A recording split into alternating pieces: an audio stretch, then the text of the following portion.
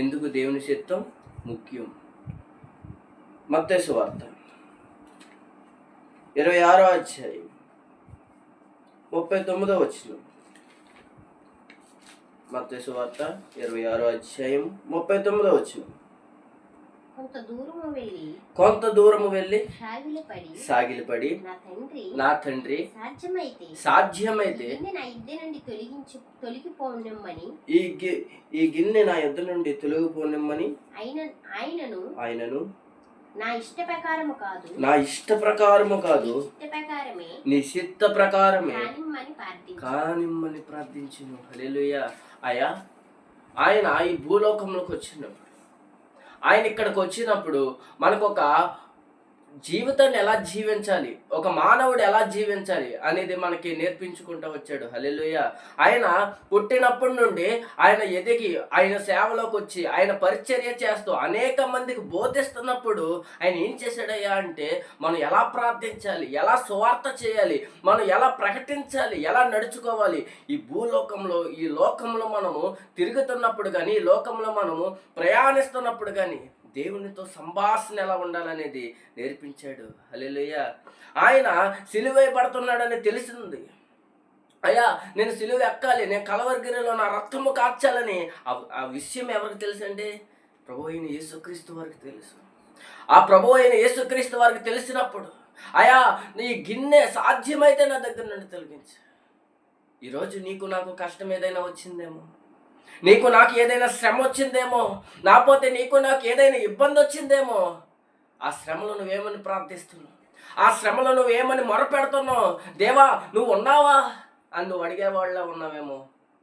ఈరోజు మనం ముఖ్యంగా తెలుసుకోవాల్సిన విషయం ఏంటంటే, దైవ కుమారుడు ఇక్కడికి వచ్చి మరణం అనే ఆ ముళ్ళని విరిచివేయడానికి ఆయన వచ్చిందే ఒక మానవుడు వల్లే, ఒక మనిషిలాగా వచ్చాడు కదా.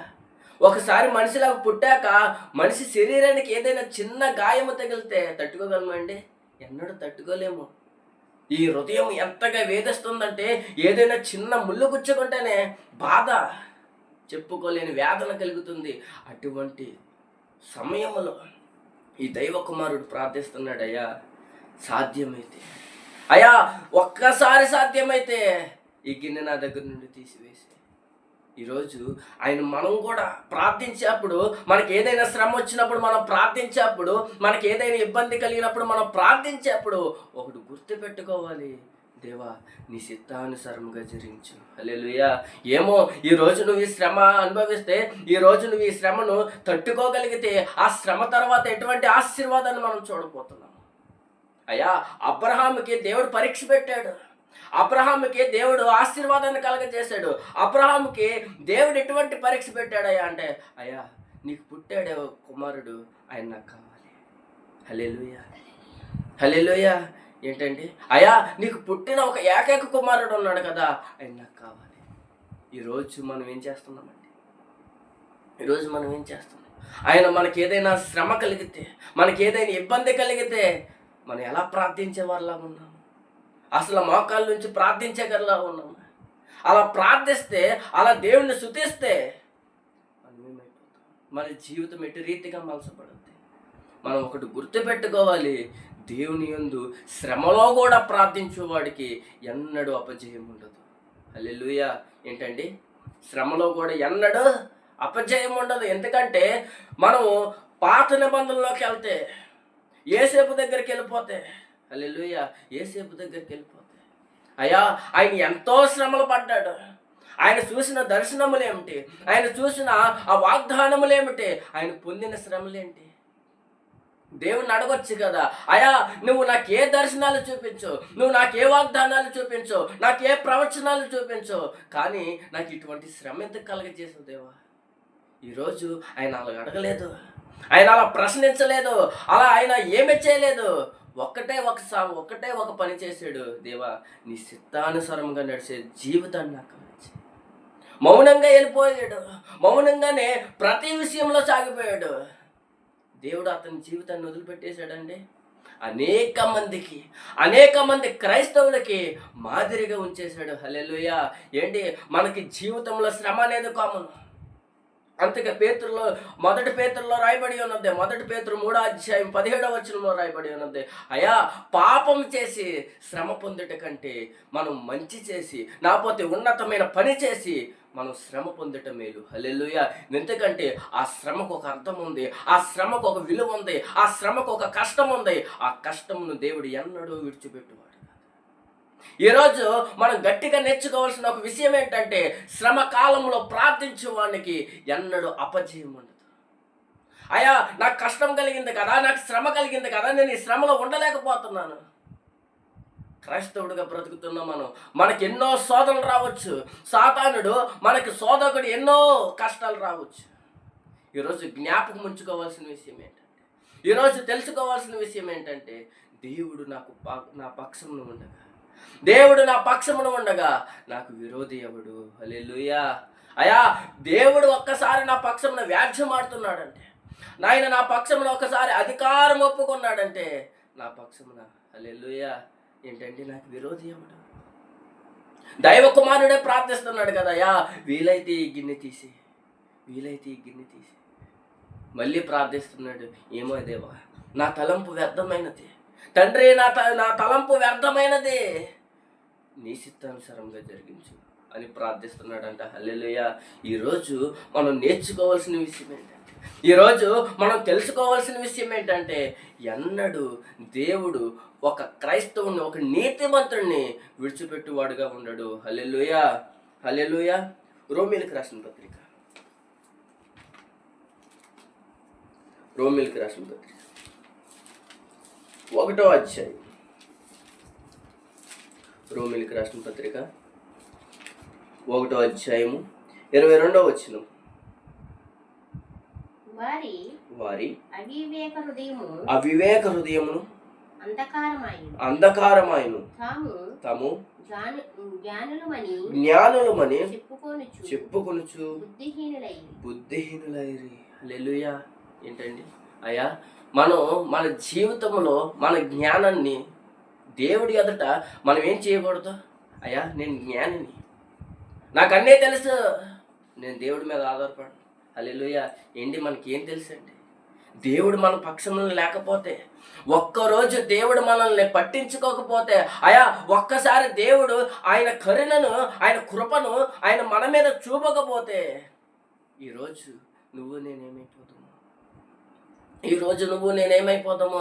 అయా సాతానుడు ఒక వల వేసాడు, పాపం అనే ఒక వల వేసాడు, అందులో చిక్కుపోయిన నిన్ను నన్ను విడిపించాడు కదా, ఆయన రక్తంతో నిన్ను నన్ను కడిగేశాడు కదా.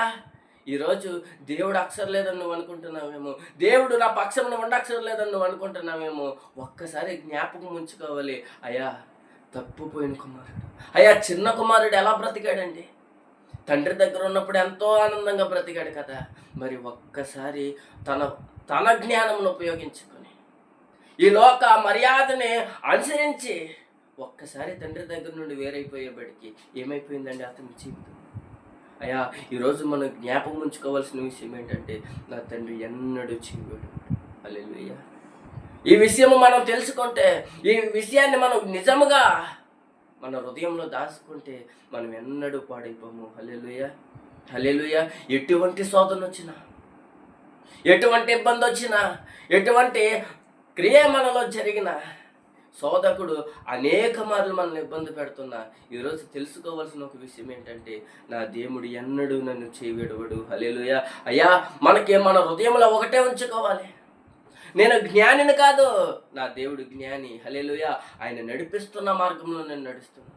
ఏంటి ఆయనే తగ్గించుకున్నాడు కదా, దైవ మానవుడిగా వచ్చి నా పాపాల కోసం ఈ లోకములో మన ముందు తానే తగ్గించుకున్నాడు. ఈరోజు నువ్వు నేను ఏ పాటి వారమయ్యా? మన ఎంతటి వారము? మన సువార్త చేయడానికైనా, లేకపోతే దేవుని గురించి మాట్లాడడానికైనా, లేకపోతే దేవుని సువార్తలో పాల్గొనడానికైనా మనం ఏ పాటి వారు? దేవుడు అటు అర్హతను మనకు కలగజేస్తున్నాడు, అటు జీవితాన్ని మనకు కలగజేస్తున్నాడు. అనేక మంది ఆత్మలను, అనేక మంది పాడైపోతున్న ఆత్మలను రక్షించే ధన్యతను మనకు కలగజేస్తున్నాడు. ఈరోజు జ్ఞాపకం ఉంచుకోవాల్సిన విషయం ఏంటంటే, దేవుడు నా పక్షంలో ఉన్నాడు. హల్లెలూయా.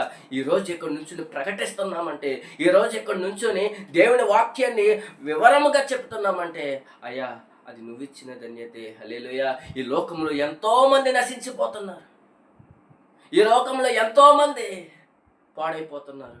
కానీ ఆ భయం ఒక క్రైస్తవుడికి అక్కర్లేదు. ఎందుకయ్యా అంటే నా దేవుడు లోకమును ఎన్నడో జయించేశాడు, పాపం అనే ముళ్ళని విరిచేసాడు, పాపం అనే ఆ క్రియను తీసివేసేసాడు. ఈరోజు నిజమైన క్రైస్తవుడిగా బ్రతుకుతున్నా నేను, నీతిమంతుడు కుమారుడిగా బ్రతుకుతున్నా నేను. ఒకవేళ చనిపోయినా నేను ఎక్కడికి వెళ్తానయ్యా అంటే పరలోక రాజ్యంలో నా కన్నులు తెరుస్తానయ్యా.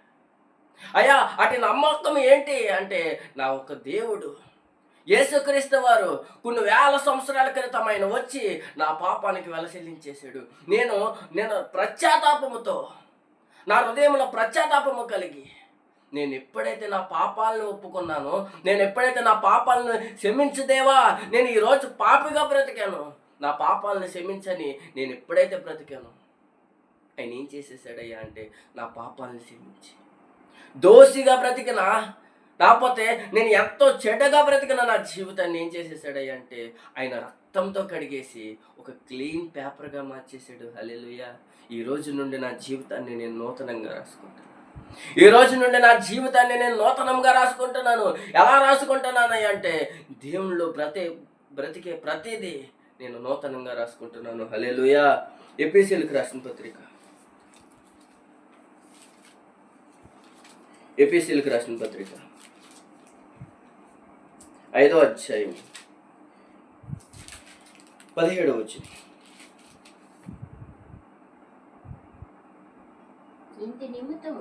ఇందు నిమిత్తము మీరు అవివేకులు కాక ప్రభు యొక్క చిత్తమేమిటో గ్రహించుకునడి. హల్లెలూయా. హల్లెలూయా. ఏంటండి కింద చదువు. మరియు మద్యముతో మత్తులై ఉండకుడి, దానిలో దుర్వ్యాపారము కలదు. హల్లెలూయా. ఏంటండి అయ్యా నా జీవితంలో ఈ శ్రమ నన్ను ఎంతగానో ఇబ్బంది పెట్టేస్తుంది, నా జీవితంలో ఈ క్రియ నన్ను ఎంతగానో ఇబ్బంది పెట్టేస్తుంది అని మనం మద్యం తీసుకుంటే ఏంటండి తాగినోడు అన్నీ మర్చిపోతాడంట. ఏంటంటే అది లోకపు మాట. కానీ నా నిజమైన తండ్రి మాట ఏంటంటే, నా దేవుడి మాట ఏంటంటే, అయ్యా నువ్వు శ్రమలో ఉన్నానని ఆ మద్యం తీసుకుంటున్నావు కదా, నువ్వు శ్రమలో ఉన్నానని ఆ మందు తీసుకుంటున్నావు కదా, ఆ మత్తు పదార్థం తీసుకుంటున్నావు కదా, నువ్వు శ్రమలో ఉన్నానని దాన్ని తాగగలిగితే నీ జీవితం ఇంకా ఏమైపోతుందయ్యా అంటే శ్రమలో ఉన్నా నువ్వు సాతానుడికి అప్పగింపబడుతున్నావు, సాతానుడి వలలో పడిపోతున్నావు. ఇప్పుడు వరకు చక్కగా బ్రతుకోవు కదా, ఒక్కసారి శోధన రాగానే, ఒక్కసారి ఇబ్బంది రాగానే, ఒక్కసారి నీ జీవితంలో ఏదో క్రియ చిన్నగా చెడుగా జరిగే బ్రతికి నువ్వు ఏం చేసేస్తున్నావు, నీ జీవితాన్ని పాడు చేసేసుకుంటావు. అయ్యా ఎన్నడూ పాడైపోకూడదు, ఎన్నడూ మనం ఏం చేయకూడదంటే బాధింపబడకూడదు. ఈరోజు మనం బలంగా నేర్చుకోవాల్సిన విషయం ఏంటంటే, ఈరోజు మనం నిజంగా నేర్చుకోవాల్సిన విషయం ఏంటంటే నా తండ్రి నా పక్షంలో ఉన్నాడు. హల్లెలూయా. నన్ను ఎవరు చూసినా చూడకపోయినా, నన్ను ఎవరు పట్టించుకోకపోయినా, నన్ను ఎవరు నిజముగా తెలుసుకోకపోయినా, నా గురించి ఈ లోకంలో ఎంతోమందికి నన్ను ఎలా అర్థం చేసుకుంటున్నారో నాకు తెలియదు, కానీ నా దేవుని మట్టికి నన్ను నీతిమంతుడిలాగా చూస్తున్నాడు. హల్లెలూయా. నన్ను నీతిమంతుడు సంతానములా చూస్తున్నాడు. నేను ఎన్నటికీ భయపడను, నేను ఎవరికి భయపడను, నా నిజమైన యేసుక్రీస్తు వారికి భయపడను. అయ్యా మీరు అవివేకంతో బ్రతకండి, శ్రమ వస్తుందని అవివేకంతో బ్రతకొద్దు, నాతో జ్ఞానం లేని మాటలతో మాట్లాడొద్దు. తండ్రి నువ్వు చూస్తున్నావా లేదా నువ్వు అసలు మాట పలకూడదు. ఎందుకంటే నా కోసం, ఈరోజు మన కోసం ఆయన ఏం చేశాడయ్యా అంటే కలువరిగిరిలో నుండి ఏం కాచాడండి, ప్రతి రక్తపు బిందువు, దేహంలో ఉన్న చివరి రక్తపు బిందువు కూడా మన కోసం కాచాడు కదా. ఈరోజు జ్ఞాపకం ఉంచుకోవాల్సిన విషయం ఏంటంటే నా తండ్రి నన్ను రక్షించేవాడు, నాకు ఆశీర్వాదాన్ని కలగజేసేవాడు, నా చెయ్యన్నడు విడవడు. హల్లెలూయా. ఈరోజు మనం నిజంగా దేవుని ప్రేమను అర్థం చేసుకోగలిగితే, దేవుని ప్రేమను తెలుసుకోగలిగితే, ఆయన మన పక్షంలో ఉన్నాడని మనం నమ్మగలిగితే మనం ఏం చేస్తామండి, ఆశీర్వదించబడతాం. మనం ఏం చేసిబడతాం, ఆశీర్వదించబడతాం. ఎటు రీతిగా ఆశీర్వదించబడతావయ్యా అంటే అబ్రహాం ఎటు రీతిగా ఆశీర్వదించబడ్డాడు.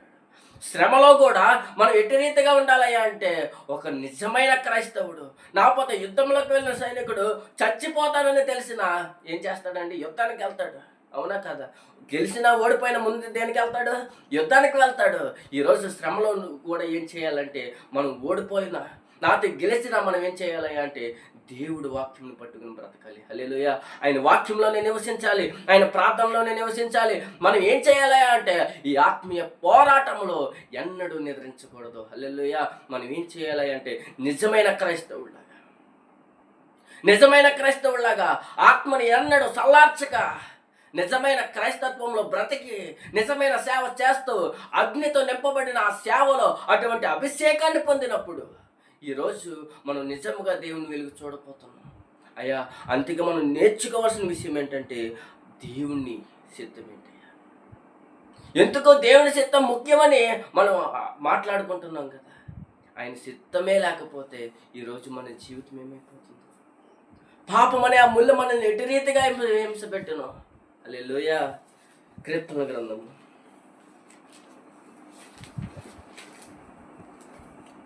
143వ అధ్యాయం. కీర్తన గ్రంథము 143వ అధ్యాయము 10వ వచనం.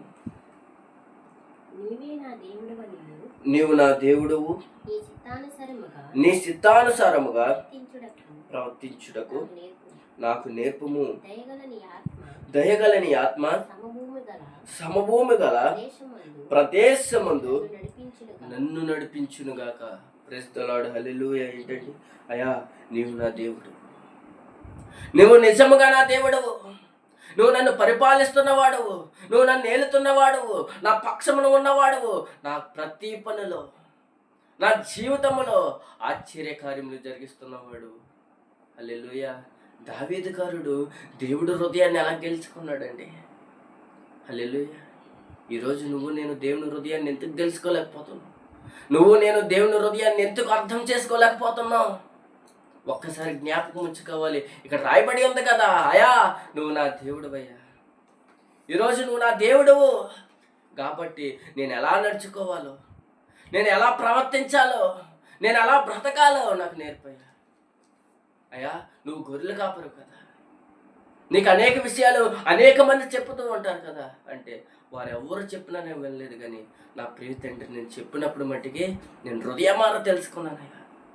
అంతకే వ్యర్థమైన నా జీవితాన్ని ఎలా నిలబెట్టాడయ్యా అంటే దేనికి పనికిరాని నా జీవితాన్ని తీసుకెళ్ళి సింహాసనం మీద కూర్చోబెట్టాడు. నా తరతరాలు ఆ సింహాసనాన్ని ఏం చేసేయండి? హల్లెలూయా. అనేక మంది దాని మీద రాజ్య పరిపాలన చేశారు. ఆయన ఏం చేశాడయ్యా అంటే దావీదుని ఎట్టి రీతిగా ఆశీర్వదించాడంటే ఆయన విశ్వాసమును బట్టి అనేక సార్లు ఆశీర్వదించాడు. హల్లెలూయా. ఇక్కడ రాయబడి ఉంది, దయగలని ఆత్మ సమభూమి గల ప్రదేశమందు నన్ను నడిపిస్తుంది. ఈరోజు నా ఉద్దేశములు నన్ను నడిపించలేవేమో, కష్టకాలం ముందు నేను అనుకున్న నా ప్రయాణం ఆగిపోతుందేమో, నా జీవితం పాడైపోతుందేమో, నా గమ్యము నేను అనుకున్న ప్రదేశానికి చేరలేనేమో. దేవుని ఉద్దేశం ఏంటో తెలుసుకున్నప్పుడు, హల్లెలూయా, దేవుడు ఉద్దేశం ఏంటో తెలుసుకున్నప్పుడు నా జీవితం ఏమైపోతుందయ్యా అంటే ఆశీర్వదించబడుతుంది. హల్లెలూయా. ఏంటంటే నేను ఎప్పుడైతే దేవుని చిత్తాన్ని తెలుసుకుంటాను, నా ప్రయాణము నేను ఏదైతే అనుకుంటున్నానో అక్కడికి చేర్చబడుతుంది. కొలసీలకు రాసిన పత్రిక, కొలసీలకు రాసిన పత్రిక 1వ అధ్యాయం, కొలసీలకు రాసిన పత్రిక 1వ అధ్యాయము 9వ వచనం. మీరు సంపూర్ణ జ్ఞానమును ఆత్మ సంబంధమైన వివేకము గలవారును ఆయన చిత్తమును పూర్ణముగా గ్రహించిన వారిని ప్రతి సత్క్రియములో సఫలమగుచు దేవుని విషయమైన జ్ఞానమందు అభివృద్ధి పొందుచు అన్ని విషయములలో ప్రభువును సంతోషపెట్టినట్లు ఆయనకు తగినట్లుగా నడుచుకొనవలెనని ఆనందముతో కూడిన పూర్ణమైన ఓర్పును దీర్ఘశాంతమును కనుపరచునట్లు ఆయన మహిమ శక్తిని బట్టి సంపూర్ణ బలముతో బలపరచబడును వలన తేజోవాసులైన పరిశుద్ధుల స్వాస్థ్యములో పలుమారు మగుటకు మనలను పాత్రులుగా చేసిన తండ్రికి మీరు కృతజ్ఞతాస్తుతులు చెల్లింపవలనని దేవుణ్ణి బతిమాలుకొనుచున్నాను. హల్లెలూయా. ఏంటండి అయ్యా, మనం ఎవరిని ఆనంద పెట్టాలి? ప్రభువుని ఆనంద పెట్టాలి. శ్రమలో ఒక్కసారి ప్రార్థించగలిగితే, శ్రమలో ఒకసారి దేవుణ్ణి స్తుతించగలిగితే, శ్రమలో ఒకసారి మొరపెట్టగలిగితే, శ్రమలో ఒకసారి నిజముగా దేవుడి కోసం నిలబడగలిగితే, ఈరోజు నువ్వు నేను ఆశీర్వదించబడతావు. ఆ ఆశీర్వాదము నీ ఒక్కడికే కనపడదు. ఈరోజు నువ్వు ఆశీర్వదించబడితే నీకు ఒక్కడికే కనపడుతుందండి. అయ్యా, నువ్వు అనేక మందిలో ఒంటరిగా ఉంటావు. ఆశీర్వాదం నిన్ను ఎలా నిలబడుతుందయ్యా అంటే అందరిలో నిన్ను ప్రధానిగా నిలబడుతుంది. మొదటి స్థానంలో నువ్వే ఉంటావు. దేవుడు ఒక్కసారి నిన్ను ఆశీర్వదించాలి, కానీ ఆశీర్వాదం నువ్వు చచ్చిపోయినా నిన్ను వదిలిపెట్టు. అబ్రహాము దేవుడు వాగ్దానం కలగజేశాడు అబ్రహాముకి. అయ్యా, నీ సంతానం ఎలా ఉన్నదయ్యా అంటే ఇసుకరేణి వలె ఉన్నదని. అబ్రహాము చనిపోయిన తర్వాత అనేక తరములు యెహోషువ పరిపాలన వచ్చేసింది. యెహోషువ వారందరినీ నడిపిస్తున్నాడు. అప్పుడు అంటున్నాడంట ఆ ప్రజలతో, ఎక్కడికి తీసుకెళ్ళండి? ఆ వాగ్దాన దేశానికి తీసుకెళ్ళి, అయ్యా నేను అబ్రహాంకి ఇచ్చిన వాగ్దానము నెరవేర్చబడింది. అయ్యా, అబ్రహాం వెళ్ళలేదు, కానీ అబ్రహాం మాట వెళ్ళింది. అబ్రహాంకి ఇచ్చిన మాట వెళ్ళింది. ఈరోజు దేవుడు మనకి ఏదైనా ఆశీర్వాదాన్ని కలగజేస్తే, ఈరోజు నువ్వు చనిపోవచ్చు, ఈరోజు నువ్వు మరణించవచ్చేమో, కానీ ఆ మాట మన తరతరములకు నెరవేర్చబడద్ది. హల్లెలూయా, హల్లెలూయా. ఈ మాట, దేవుడి మాట ఎంత బలమైందయ్యా అంటే సూర్యచంద్ర నక్షత్రములు గతించకపోయినా ఆయన మాట ఎన్నడూ నశించదు. ఈ భూలోకము నశించకపోయినా ఆయన మాట ఎన్నడూ నశించదు. ఆయన మాట శక్తివంతమైనది, అగ్నితో నింపబడినది, అభిషేకముతో నింపబడినది. హల్లెలూయా. ఆయన అంతగా అంటాడు, నా మాట వినండి, నా మాట గైకొనండి, ఒక్కసారి ఆలకించండి. ఇక్కడ రాయబడి ఉంది కదా, శ్రమల్లో ఎవరిని సంతోషపెట్టాలండి? దేవుని సంతోషపెట్టాలి. ఎలా బ్రతకాలి? శాంతితోనూ దీర్ఘశాంతముతోనూ బ్రతకాలి. ఇలా బ్రతికి దేవుని ఆనంద పెట్టి కృతజ్ఞతాస్తుతులు చెల్లించగలిగితే దేవుడు మన యందు ఎలా ఉంటాడంట? సంతోషముగా ఉంటాడంట. నా కుమారుడు ఎంతగా ఎటు రీతిగా బ్రతుకుతున్నాడు. హల్లెలూయా. ఈరోజు నేర్చుకోవాల్సిన విషయం ఏంటయ్యా అంటే, దేవుడు మన పక్షంలో ఉండగా, దేవుడు మనతో ఉండగా మనకు విరోధి ఎవడు?